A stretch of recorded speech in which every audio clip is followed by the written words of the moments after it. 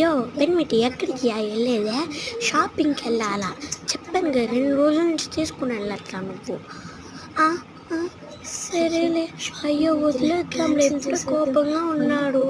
ఎక్కడ కొట్టేస్తాడో ఏంటో. ఈ చెంప వాసిపోద్దిరా నాయన. ఇప్పుడు వదిలేద్దాంలే, ప్రస్తుతానికి ఎప్పుడైనా వెళ్దాం. రావే రా, షాపింగ్ తీసుకుని పదా. ఏంటి మా పిల్ల దారిలోకి వచ్చింది. షబాష్ ఇష్.